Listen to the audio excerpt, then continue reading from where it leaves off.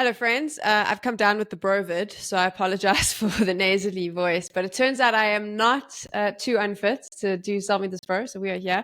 I'm also in the process of moving house, so it's going to sound really echoey. There's almost nothing behind me, so I want to apologize for all of that up front. BDog is with me. He is not moving house, so his set still looks good, and he does not have the brovid. How are you doing, friend? Yeah, I'm doing good. Yeah, not moving yet, but fingers crossed, hopefully in the next couple of weeks, months maybe. But we'll see how I that don't wish it goes. on. Yeah, I don't wish this on anyone. It's not been a good week. But we carry on. We carry on. So we're getting straight into this. Just a quick explanation. If you don't know what we do here, is we focus in on the tier 2, tier 3 Counter-Strike scene, the competitive scene around the world. And B-Dog gives you some insight into new teams. It's players that you should be watching and keeping an eye on. We get it right 90% of the time, I'd say. We are going to do a recap video very soon. We're on episode 9, so we're close to doing a recap to see how we're doing, and that'll be coming up, I'm sure, after the RMRs. But for now, let's get right into this one. We're going to the Czech Republic today, V-Dog. We are. We're going to talk about Sinners and sort of the journey that they've been on, because they've been in tier 2 for quite a while now, and I think people know who Sinners are at a surface level, but they don't really understand sort of the journey that this sort of the core has been on, but specifically like B-Stick and the trials and tribulations of Sinners. Really, it's a good one.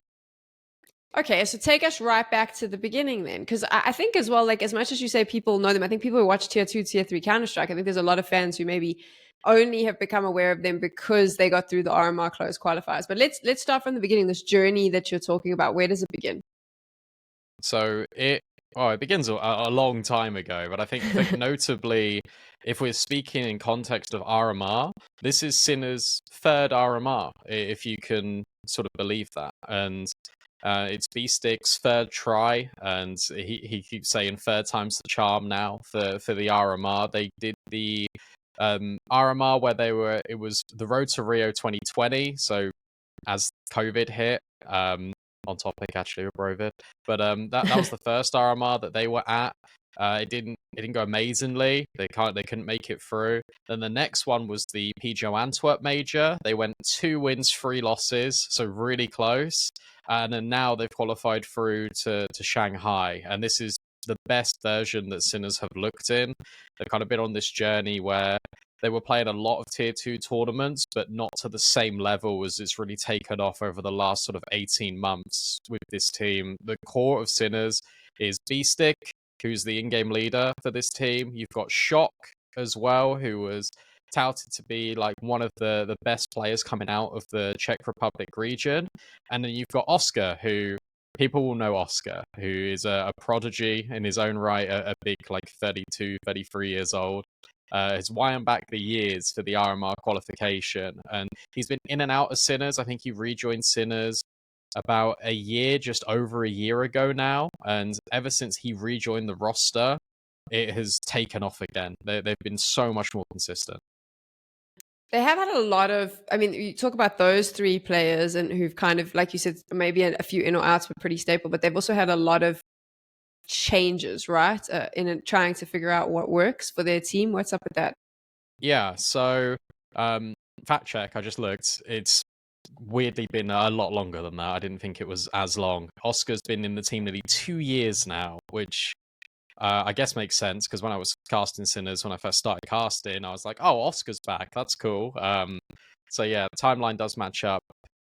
Yes, they had they basically the entire sort of dynasty of Sinners, I guess you can call it, and the bread and butter for their scouting is they want to keep it like a Czech Republic like speaking team. So it's very much players from the region. They invest in them, very much like the show, and then they grow them up, and they try and develop the talent. And that has always been Sinners' mantra. They don't want to deviate from that, where we're in a period of Counter-Strike where everything goes international. This is one of the teams that kind of keeps it in-house, in region. And yeah, they had Zedko for a little bit. He was one of the main proponents of their recent RMR runs. Then he went off and did his own thing with Sampi. You had Ait, who came in from the Academy projects. So also you've got Quirts in there as well. But these were just quick fixes. I think they didn't really ever want to sort of stick with Ait and Quirt's long term. I know they had Ait for quite a while, but something really wasn't fitting internally with that team. They had Neofrag in and out in this team for a little bit, but due to conflicts and due to, I guess, some drama that Neofrag has been caught up in, they didn't want to associate him with the team anymore, so they got rid of him. Also, when he came back on the second stint for Sinners, he was not as good as he was when he first sort of claimed to fame and sort of had these big moves, because Neofrag in his initial period in Sinners was fantastic. So they now have landed on these two new players in Mikey, who comes from the academy, and MoriisKo. And these guys have not got the most amount of experience. However, they've gained a lot of experience within the past calendar year because they've been playing so many damn games. And also, if I'm not mistaken, with these two gens coming into the roster, it's the first time since I think 2021 this team saw a win. It was CCT, right? I think Series 2. They were able to claim the victory. Yeah, that's right. So they won the last season of CCT, and that might not be a big deal to quite a lot of people. Like, oh, it's another CCT. And don't get me wrong, I cast them. I know there's like 20 series like in Europe. But for this team to actually post a win, prove to themselves that they can do it, that's a big hurdle for a lot of tier 2 teams. It's one thing making playoffs consistently, and we can have them in the conversation of this team's really good. But go ahead and win the damn thing. Go ahead and prove to yourself that you are best in that playoff bracket. You have made the journey, and you've gone and you've progressed, not just from competing in these Swiss stages as they were. They now get the playoff invites, and they are now proving why they deserve the playoff invites. We can all add this with a little bit of caveat that as of recording today, which is 25th of September, they did lose the round of 16 game. I casted that this morning, but they had their coaching for one map because of tech issues. So it was unfortunate. And then that kind of messes with the whole mindset of you going into the best of 3 and they couldn't come back on Anubis. That's by the by. The point is they went ahead and they won the CCT. That is confidence to themselves that they can do it. And it's proof in the pudding that this roster is working and can work for the RMR. I love that I'll give you a little bit of insight to earlier before we hit record, where BDog's like, yeah, we're talking about Sinners, and he used some more colorful language about their game this morning, because it always is frustrating for us. And what I've actually decided is, in the descriptions to these videos, I'll put the date that we record them, because I think that'll make it a little bit more easier for context, because obviously we can't record them and have them live on the same day. So sometimes we have to backlog because of work. And also sometimes we decide to talk about something and things change. In this instance, one loss, like you said, though, they had tech issues the coach stood in, isn't something that you need to like hold against them. I think consistently over the last few months, this looks like a roster that's gelling really well. It seems to be working, and they seem to be on the up and up. Yeah, they absolutely are. And when you take a look at maps played in 2024, and even in the last 3 months, Sinners have got to be top 3 in there. If not number 1, at least number 2. Like they've been playing every single online tournament that they can, because they want to get the experience in for MoriisKo and Mikey. I'm just looking at the roster now. Mikey's been in the team 4 months, and he's played 200 maps of CS. MoriisKo's been in there 3 months. He's played 161 maps of CS. Like these guys are serious when it comes to grinding. It's tier 2 landscape, baby. Like, it is consistent day in, day out. You're playing 2-3 BO3s, and that's the mentality and the mindset that you got to get into. You got to grind. You got to be bought into the process, and it feels like these guys really are. Do you not think so? I've brought this up on other shows, and I brought it up on a desk, but I'm going to bring it up again. I was lucky enough to be in a shuttle from the airport to the hotel for IEM Cologne with Saw's coach, Barry. And one of the things that he said was he struggled coming in with Saw is because they just, in tier 2, you have to play so much Counter-Strike. So he said all day, every day, you're just playing competitive games, and there's actually no real time to fix mistakes, to fix bad habits, to strategize, he said, to improve the team in any way. And one of the things that he said he did was he kind of pulled the team together and said, right, we're going to have to take a break from all. You got to choose now. We can't play everything, because we have to focus in on some fundamentals that need to be fixed. And I thought that was a really interesting conversation. And the reason I bring it up with you is because it's relevant to the show. Is what do you do? Because when you're in tier 2, you've got to grind everything, right? That is the only way you can win prize money, get your name out there, get people to see you. But on the other end, I hear what Barry's saying, which is it can't be great for your game sometimes. Like you can find yourself in a bit of a rut and you have no time to get out of that rut. I was smiling about this because we had this conversation on our little virtual desk in between the first and second BO3 of today, and it was basically this point, and it was, how do you, like anti-strat, for example, we had Zero Tenacity play 3D Max today.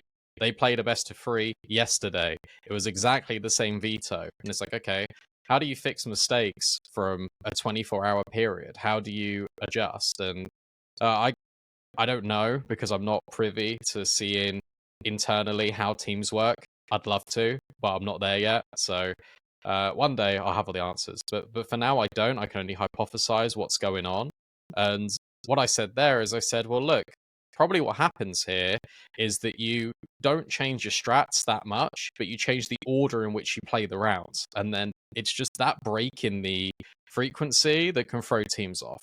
But to go back to your point and tie it in, I completely agree. And it should be a split between, well, how much time do you actually have offline and scrims? It's like, it's not sustainable to be playing 2-3 best of threes a day and then going into scrims in the evening.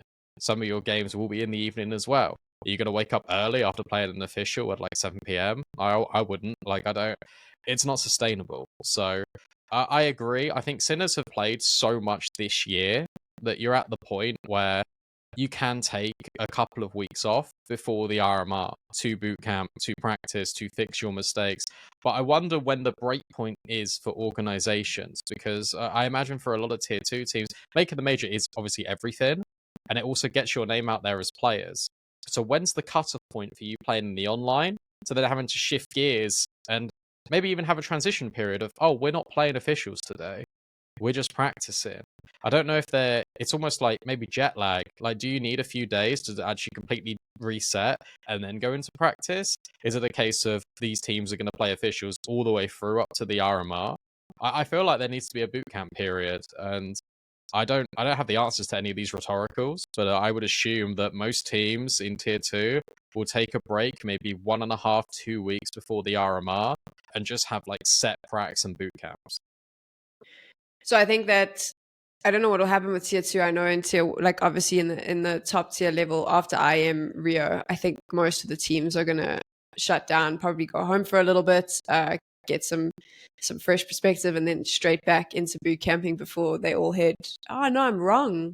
Sorry, I take that back. There's Blast World Group, World Finals. So they're actually, the top tier is in a very similar situation of when the hell do you have the time to just reset, get a boot camp in, chill out? Because I'm presuming it's Rio, it's like 2 weeks, and then you got to be at Blast World Groups or a week maybe. And then from there, you're going to have to, most of them are probably going to fly straight to Shanghai. So that's insane. Actually, it's going to affect every competitive player. But saying all of that, I mean, next year, it's probably going to be the same sort of situation for teams in tier 2 BDog who are trying to move their way up the Valve ranking. They are going to have to grind tournament after tournament after tournament. So I presume it's going to be a very similar situation in trying to figure out how you balance competitive play versus taking the time to reset, but also to have proper coaching sessions and team training sessions. I've been thinking about this actually as you were talking. And I think I can. This isn't a leak. I think this is official. I won't say it anyway. Fuck it. CCT finishes on the 15th of October, as far as I'm concerned, or it might be a few days after that. So then you've got the best point of like 2-3 weeks of having that break. I know Yala falls sort of at the end of October. You've got the Res finals that will have some tier 2 teams in it, but that again, that's LAN. That's good practice for RMR. Teams will have to then start to decide whether, if they get invited to Yala, I think there's 20 spots, do you want to take that spot or do you want to crack? So I think that there will be sort of that break point. So I imagine actually, I retract everything I just said 2 minutes ago. There will be probably a break point. It will probably end about the middle of October, and then you've got that leeway before the RMR. It's still going to be mental. Let's change focus a little bit with Sinners. To go back to something that you said right at the start, where we were talking about the fact that this is an all-Czech lineup, and so many teams have gone international. It's no longer really that common. It used to be a thing, right? But we don't see that much anymore. Is it detrimental, do you think, to stick to one region, especially like Czech Republic? Is that detrimental? I mean, what is the level of CS players coming out of that region in tier 2, tier 3? Do they have a big enough pool to pick from? Okay, so I've got insight in this because Oh, we interviewed, as in the CCT collective. I did an interview with B-Stick last year, and I asked him this question, and I said, "Is there any ambitions of you going international?" And he was like, he didn't say no, but he basically said, "This is the entire vision that this Sinners organization has had for such a long time. This is they have full trust in me, and I've enjoyed making it work as is." And there is a obviously lesser talent pool in the Czech Republic region, but you got to think about some that are maybe not on Sinners' roster that could have been. And he has said this publicly, so again, Beastic will not mind me saying this because he said it in our podcast thing like last year. Sinners on like 2 or 3 separate occasions tried to sign Matties when he was on Sampi. Like they were they said this was before Matties even popped off. They were like, this guy's the best player to come out of Czech Republic, and we want him. They couldn't get him. I think the buyout was quite high, so they couldn't afford him. But that's another player where it's like, okay, that he would slot instantly into Sinners and upgrade them. Think about PR from Mouse NXT, who's like 16 years old, an absolute beast. Mouse NXT is kind of in a state of flux right now. Could you go and get him? You'd argue no, because they've made these changes. MoriisKo's of 3 months ago, where maybe PR wasn't available 3 months ago. In fact, he definitely wasn't. So it's one of those where there are players, you just have to do a bit more digging, and there are still diamonds in the rough. I think in the Czech Republic region, think about Sampi. I think about Dynamo Ecolot. I think about these other teams that can just fit in, and there are good pros in Czech Republic. It's just about finding out what works together. It isn't as incestuous as the Polish scene that we spoke about a few weeks ago, where there's a wide amount of talent, but everyone will play with each other.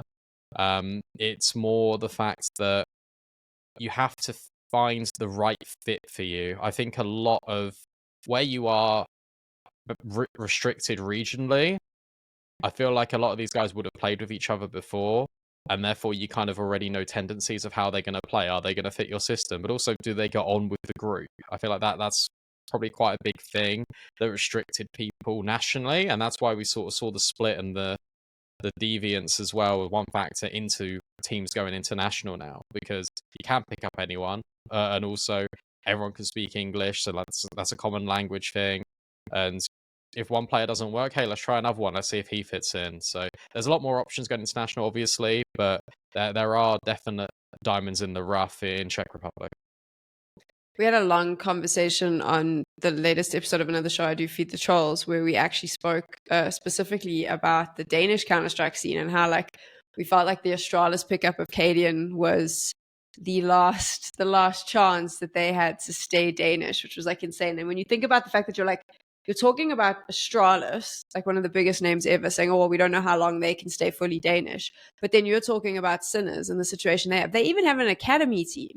So like they've really committed to this, and they're obviously finding this talent and doing the necessary work. If I'm not mistaken, one of the academy players is actually one of those players we were speaking about earlier who's moved up into the main roster. Yeah, Mikey. If memory serves, I'm just gonna because they both start with M. Yeah, Mikey. So he was on Sinners Academy for a year, and then he got promoted to the main team. Initially, he was on trial for them, just kind of doing a job, because when I left and Quirts left Sinners, they were sort of just looking for people to stand in. Mikey was a good fit.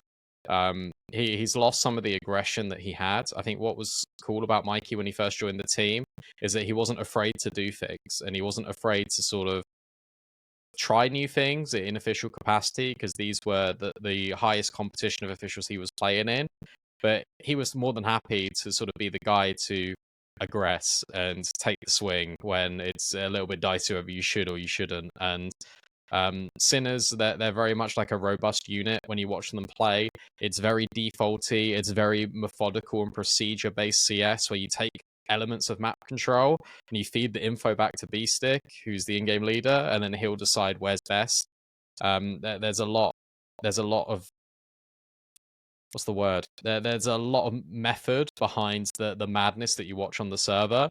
Mikey was kind of a chaos element in that. He was a catalyst to, okay, I'm just going to swing this and just get the kills. MoriisKo actually brings a lot of that. And I think what's good about these additions is that where they've grown in confidence with the team, MoriisKo especially, they are more than happy to sort of take risks and take a bit of initiative, which is what Sinners desperately lacked before this switch. There wasn't really anyone taking these fights, taking the steps necessary to actually promote the early stages of rounds into a mid round. It was a lot slower. You kind of get what on the best analogy for me is mid or Mirage, where you'll see a lot of teams, not just at pro level, but in your games. I think this is good for the community. When you play and face it, and you got Mirage, people are always like, let's take mid control. We need mid control. You smoke window, you smoke top mid, you stand in middle, you have mid, perfect. And then you sit there. And then you sit there for 35 seconds and you don't have an end goal.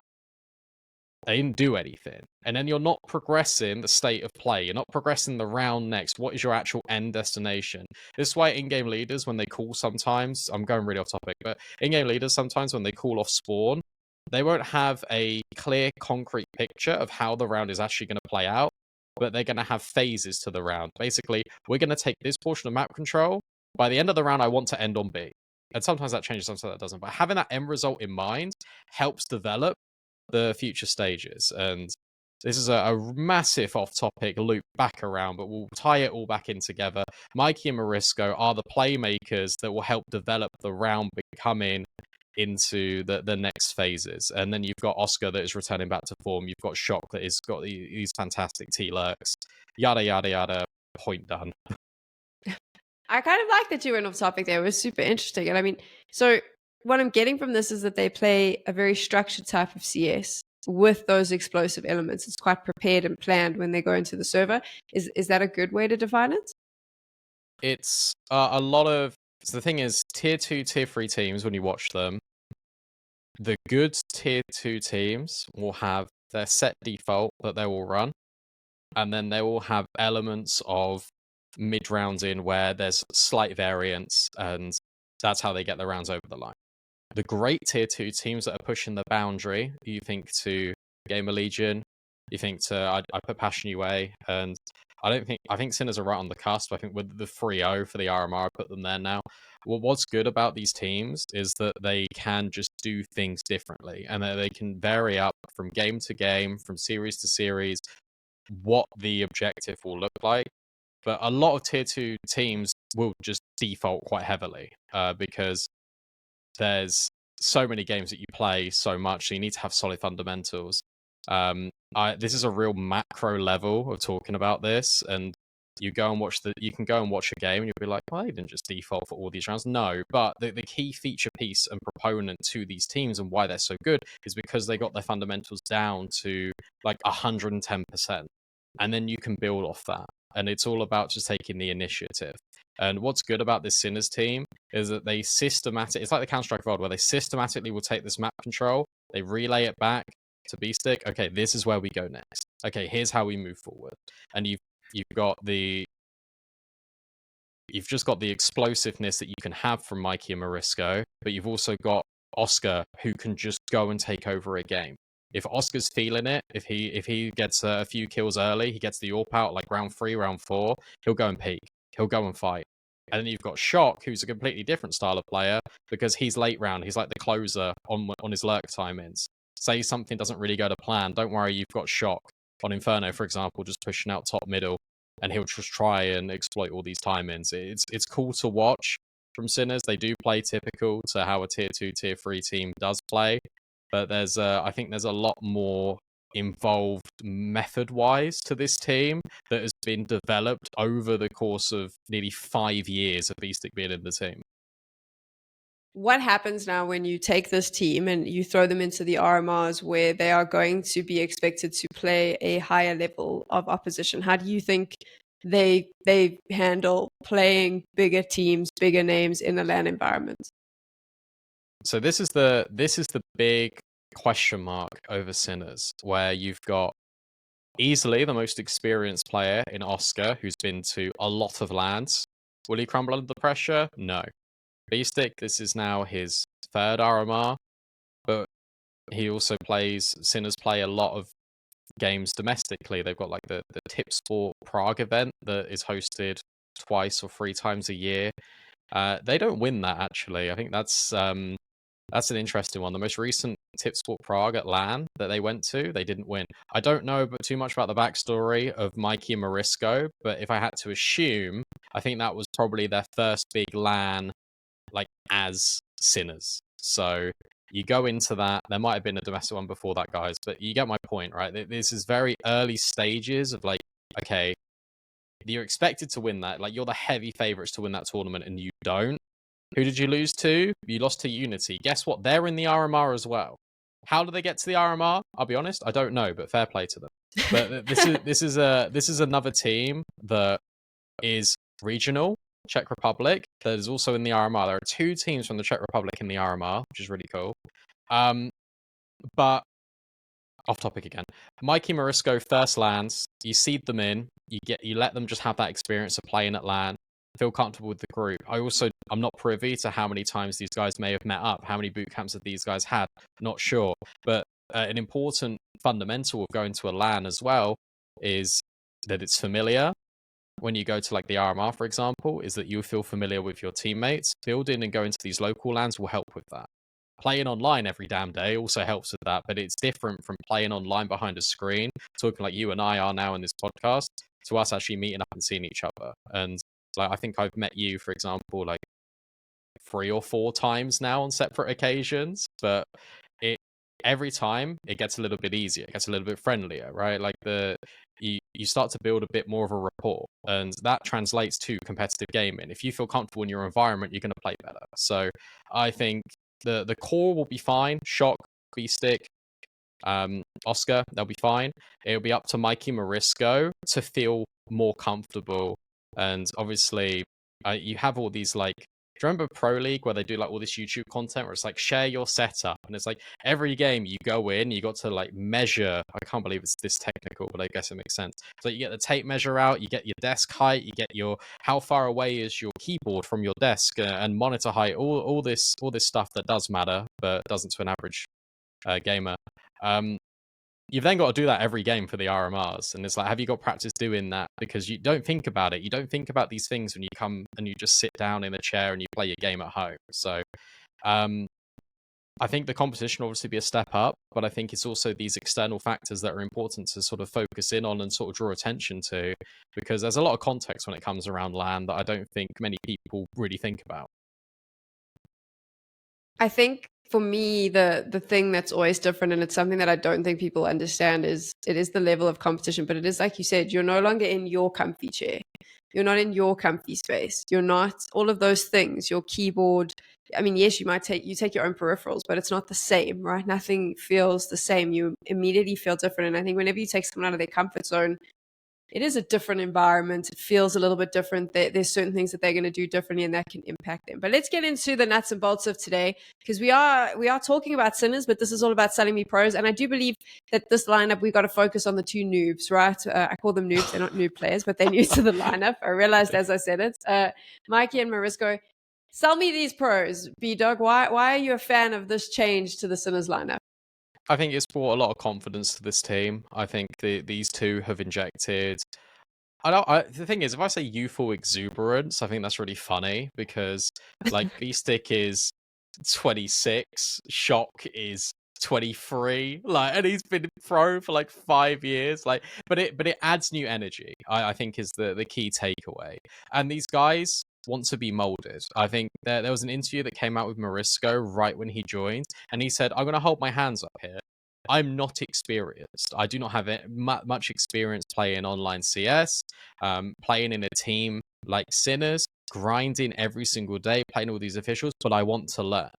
And that's the mindset you got to have, especially when you're buying into a project that has been around for so long, a project that has been region locked, and a project where, in essence, you are the best players from your region representing this organization.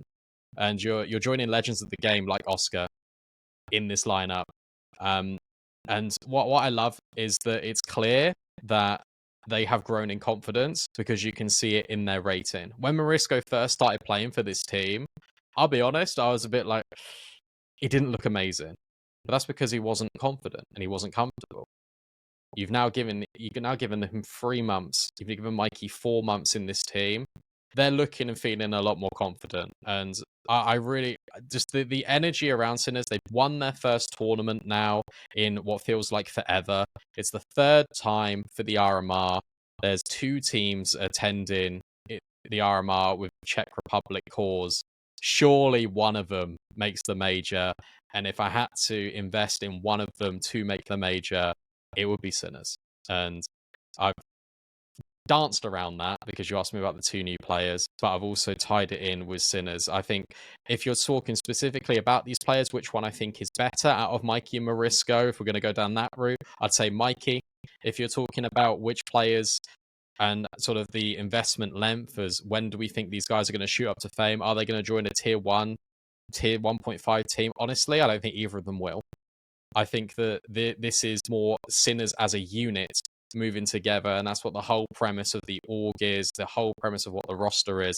So it's only fair that we kind of tie it all in that same bow and kind of look at it from that same lens. So I think you give these guys about a year if they make this major. I don't know if they will. I hope that they will because I'm a big fan. I've been a big fan of Sinners for a while. If they make this major, it would be brilliant. If it isn't this one, you watch out for the next one because I'll make the next one.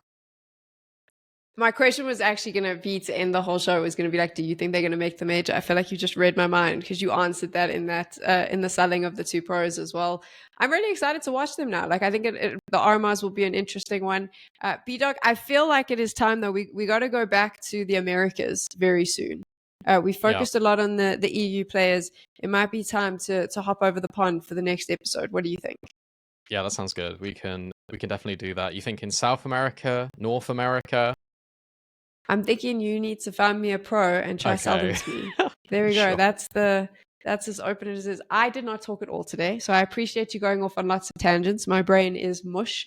I've been sledging through with the flu, but you have got me excited about Counter-Strike, so I thank you very much for that. Thank you. Thank you for letting me waffle for half an hour. Sorry, guys. If you made it this far, which you did, because you know the show is really cool, we got some loyal viewers that come in and are finding it interesting. I know I am as well. Then thank you very much. Make sure you let us know in the comments below, and we will be back with the next. I don't know.